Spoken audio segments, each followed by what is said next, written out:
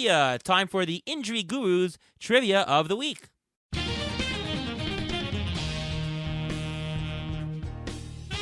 Well, because we're talking about FAAB and pickups and everything like that, one thing we have to talk about is roster churning, because we have to keep churning that roster, trying to pick up the right guy for the right time and the right price.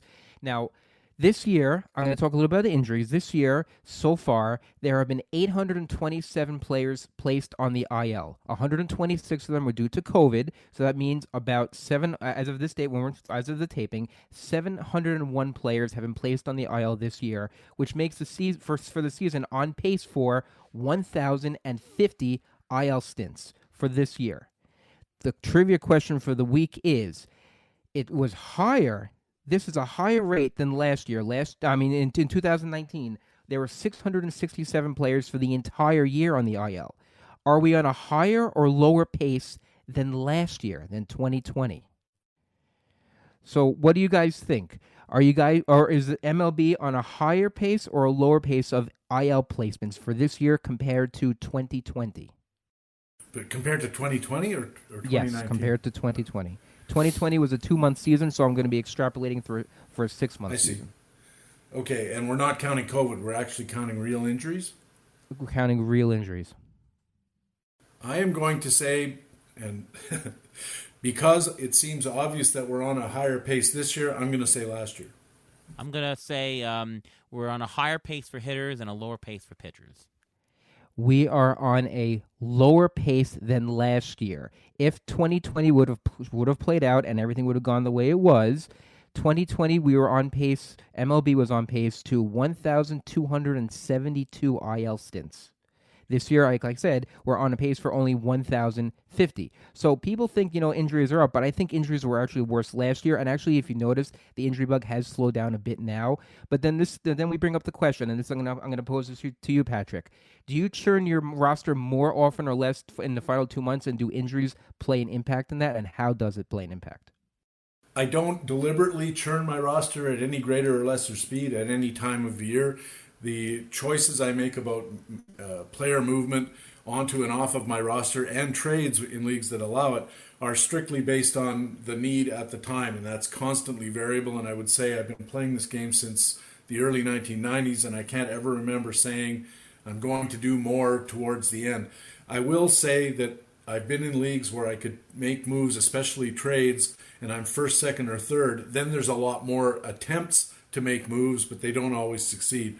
I would put it that way, that it's not a time thing, it's a context thing, and it just so happens that the context that urges you into more action tends to take place later in the season when you realize, hey, I've got a chance to win this thing or to make the money or something like that. So it depends on where my team is, how my team's doing, where I can gain, if I can upgrade weak links, as I said before. The worse I'm doing in the standings, by contrast, the likelier I am to make some moves as well in a different direction. It's more natural because I have weak players on I have more weak players on my roster, so there's a bit of pressure that way. I've got more bad players to replace, so I try to replace them. Then if I have a good team, it's usually because I have good players and I don't need to replace them. But there's a certain amount of aggressiveness that's highly contextual. For me, I think that for hitters, I'm churning less in the final 2 months. I'm churning more early on because, we're talking about $1 players at the end, and I don't know, I'm churning until I get the guy who I think is going to hit. Or I'm churning and saying, all right, this guy's good schedule this week, this guy's good schedule this week, and if the guy is good, all right, let's keep him. So I'm doing some churn for roster discovery. Pitchers, I think I'm churning more later in the season because I'm playing matchups. I'm trying to get the wins. I'm trying to fill in the holes. I find myself churning more in the pitchers. What about you, Ruvain? Do you find that to be true? I think it's based on how your roster is actually constructed, because if you already have this speed guy on your bench that you're able to plug in all the time or whenever you need to try to get those stolen bases, then you don't need to churn your roster as much, because usually people are chasing steals or stolen bases toward the end of the season. If you have that power guy and you have that steals guy on your bench, usually for hitters, you don't need to churn as much unless you can pick up, let's say, a Joe Adell, who's actually only owned in 56% of CBS leagues right now, which is crazy. Joe Adell, who's batting .375, you want to to try to spend the rest of your budget on him and hope he gets you the stolen bases, hope he gets you some power as well, that's great. But I think for hitters, you usually at this point, you know what you have, you know what holes you have, and you don't have to churn as much. So a lot of guys, especially from my teams that I have, I'm waiting for guys to come back from injury as a hitter. As the pitchers, whole different story. You want to try to get the next saves guy. You want to try to get those 2-star pitchers. So I think the pitching end of the roster gets churned a lot more in the last 2 months than the hitting side. So here's a question for you, Patrick. And, along with picking up players comes the question of dropping players. Obviously, it's all going to be an opportunity cost situation, which guy is going to help you more. But how do you decide who you're going to cut? So, take example, maybe there's somebody underperforming, or even Jacob deGrom. I saw some really good NFBC players where there is no injury list, there's no IL slots, and they're saying, well, goodbye deGrom, I'm cutting you. He's a top player, he's a top pitcher, and, they made the decision to cut the best pitcher on the planet, even if he's only going to pitch 3-4 more starts. How do you decide when to drop players in the last 2 months of the year? It's a really interesting question because the pressure is on you to make those decisions correctly because you have fewer weeks left to make up for a bad call that you might have made. So I think you have to be very circumspect in making decisions like that. I've talked with other people about would you drop Jacob deGrom, and of course it's very league rule dependent, as you suggest. I know in NFBC you have 7 reserve slots, and I think I might be tempted to put him on my reserve because even if it's only 3 starts at the end, they're probably going to be pretty good starts. And, the kind of starts that can really move you in the categories, even if it's only a handful of starts, especially compared to what you're going to get from a pitcher who you got out of the free agent pool. With some exceptions, there are certainly guys who come out of nowhere and start to look really good. But for me, the key question, I think, is who is the replacement that I'm going to put into the slot? And can I convince myself, or can I see a path forward for the replacement to be an improvement on the guy dropped? And I'm thinking of a situation like we saw in Oakland, where the situation when they got Starling Marte, all of a sudden, this applies at the major league level as well, because Starling Marte arrives, all of a sudden, if you've got Stephen Piscotty, Seth Brown, Tony Kemp, any of these guys on your roster, I think you really have to start thinking long and hard about looking elsewhere because they're not going to play as much. They're just not going to play as much. You're going to lose a lot of playing time.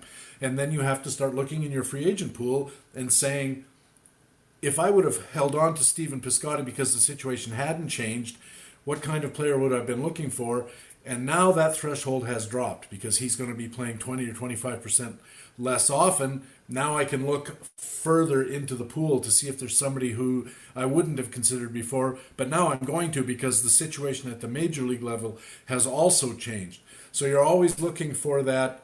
You mentioned opportunity cost earlier, but there's also an opportunity when you have these kind of situations where a guy like Seth Brown or Stephen Piscotty is not probably a fundamental player on your team and never has been, but up till now there was really nothing you could do about it depending on your league format and how deep your free agent pool is to do a replacement. It now gets easier in a sort of paradoxical way to replace Stephen Piscotty because he's not Stephen Piscotty that he was the day before the deadline as far as our expectations. So, let's talk about the specific circumstance of deGrom because I think it's interesting. This is an NFBC format, so 7 bench players, no injured list, right? Obviously, if you have an injured list, you put him on there. It's no brainer there. What situation would you have to be in on your team that would suggest to you, well, there's got to be somebody better than having deGrom, and I'll cut him. I mean, does it take all 7 all 7 bench spots to be injured? Is it somebody who's in last place that just can't wait for any production? Like, what situation would you have to be in the NFBC to say that's it for deGrom? Well, if it were me, the only situation I can see is you're worried about the possibility that he might not come back at all, and your opportunities in the categories are in wins and strikeouts. and you can't afford to have a spot dedicated to somebody who's not going to start every week or twice a week. And I think you might want to take advantage of the opportunity to churn through as many pitchers as, Ariel, you said earlier, that you like to do towards the end of the season, trying to get those 2-start guys, trying to get a pitcher who's got an easy start during a week and try to rack up those counting stats on the pitching side. Having said that, the question is, if I put DeGrom on my reserve list, who do I have to kick off my reserve list, and what is the likelihood that they're going to be contributors in a greater way than he is, even if he only gets a handful of starts down to the end? And you may have injury concerns in your main roster, pitchers or hitters, and some of the guys that you have in reserve are kind of backfill for those possibilities. There's a lot of ways I can see where a legitimate fantasy manager could look at the situation and go, I can't afford to swallow this risk. We think he's going to come back for 3 games, but nobody said anything about it for sure. It's a forearm elbow type of situation. That's very worrisome. If the Mets should happen to fall out of the race, they have no reason to bring him back early, and they want to get him ready for 2022. I think it's a risk-benefit calculation. That's your line of business, Ariel, so maybe you can talk more about that and more intelligently than me. But I think that it's one of those kinds of things where, as we've said multiple times here tonight, it's contextual, and sometimes good players make tough decisions. Yeah, I mean, certainly shallower leagues, if you're in a 10-team league versus a 15-team league, well, the replacement level is a lot better, and having no, and if you have a lot of injuries that guys coming back, and for whatever reason, you need the expected production. Yeah, let's say you're in first place, you just want some expected production. You don't know what you're going to get with DeGrom. You might get 2 starts, you might not. If you're in a shallow enough league, then get somebody off the waiver wire and contribute to the wins and strikeouts. Otherwise, you might get a 0 or much lower. That type of situation would be tough for me to say dropping DeGrom, though. I mean, it's such an expected production. Even if you think he'll get 3 starts at the end, it's such a high expected production at the end that you would say. Okay, just take well then how about this? What about Clayton Kershaw? He's in the same boat. Clayton Kershaw's been shut down. You don't know when he's coming back, and you don't know if he's going to come back. That's the whole reason why the Dodgers went out and got Max Scherzer. What about Tony Gonsolin? He's been shut down. You don't know when he's coming back. He's a lower level. I think he's a guy you'd be more willing to cut, but people have been holding on to him for a while to get production out of him. But let me give you a list of some other guys. And what would you do with these guys? Dinelson Lamet, Noah Syndergaard. If they're on your roster and you have them down as starters, they've been both told that they're going to be most probably working out of the bullpen. You have them, but you don't have them for the same reason why you got them or drafted them for. So they're not going to be starters. They're going to be relievers. Are they going to help your ERA and WHIP? Not as much. I mean, they'll help it, but they may not help it as much as a top middle reliever that's on the waiver wire right now. And what about Ranger Suarez? He was the closer in Philadelphia. Now he's a starter. Do you want him starting for you, or would you rather have him in your bullpen? Do you want to hold on to him for that reason? I guess you do, but you cannot start him anymore. There's some jobs have actually changed in the last couple of weeks, and we have no clue. Now, there are certain guys you can 100% drop.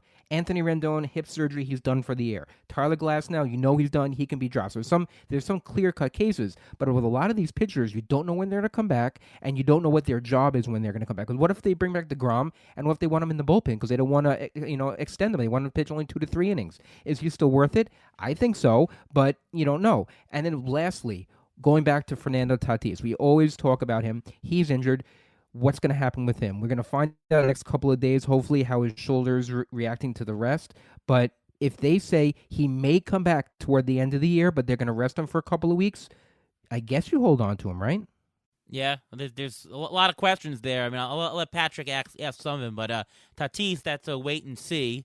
You don't want to make any decisions until you have the information here. With Syndergaard and Lamet, obviously it's more of a drop, especially if you're counting on them for the wins and the length.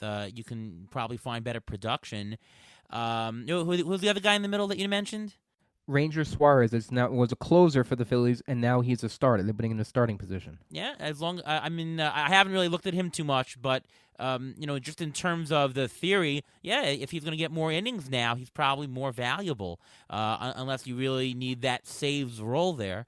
It's just it comes down to all such different questions. But hopefully that by listening to some of the answers we give, you'll be able to get some general guidelines and make the decisions for your team. And before I turn it over to Patrick, funny you should mention Tyler Glass. Now, I had just picked him up a couple of weeks ago in Tout Wars.